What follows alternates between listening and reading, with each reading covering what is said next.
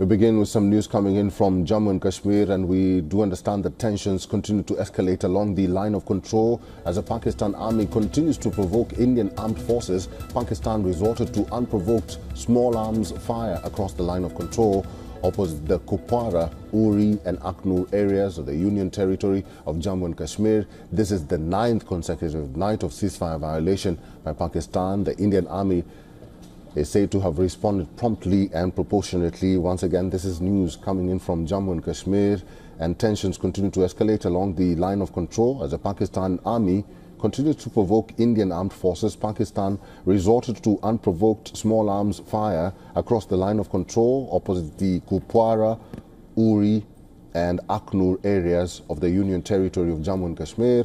This is the 9th consecutive night of ceasefire violation by Pakistan, and the Indian army is reportedly responding promptly and proportionately. Let's talk to our correspondent, Special Correspondent Idris Lone, who's now joining us on the phone. Idris Lone, probably can begin by telling us the latest on this live fire being conducted by the Indian army and the Pakistan army.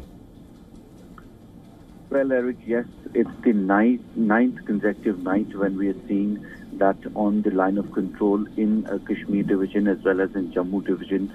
Pakistan has again resorted to unprovoked small arms fire across various places, which include Kupwara and Uri in North Kashmir, as well as Akhnur in the Jammu division.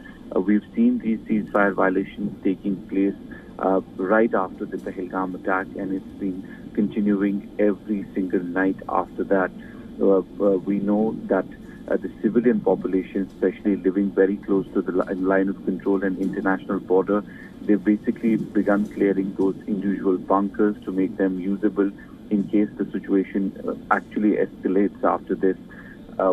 Most of them have already harvested their farms, which in the areas like Araspura and Arnia sectors, but in some of the places the harvesting is yet to do, and that's become a problem for basically the locals living very close to the line of control and international border. We also saw that the ceasefire violations have started right after India basically suspended the Indus Water Treaty, and Pakistan's forces have been engaging into ceasefire violations and unprovoked firing since then.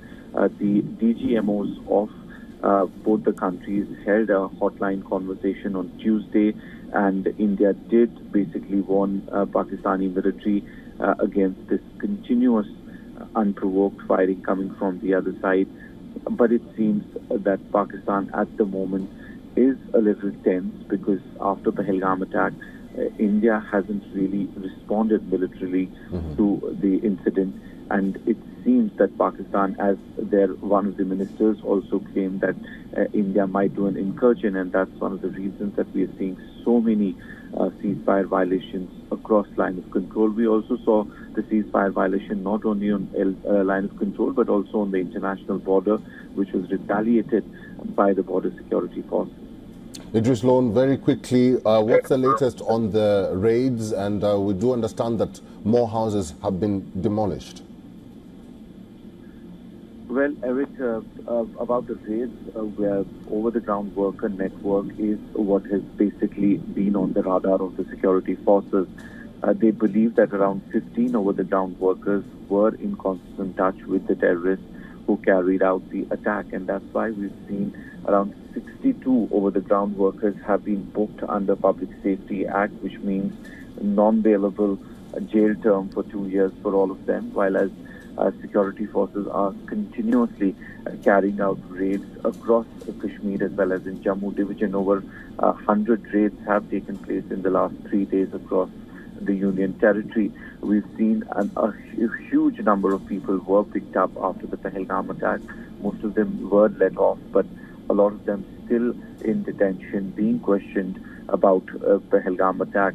Security forces also, especially the investigative agency, NIA, which is conducting the whole investigation in the Pahalgam case, have some very important video evidence as well with them.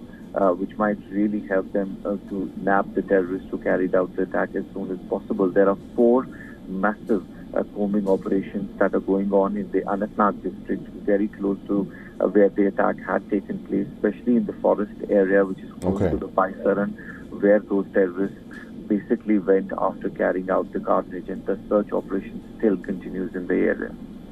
That is our correspondent, Idris Lone. We'll have to leave it there. Thank you.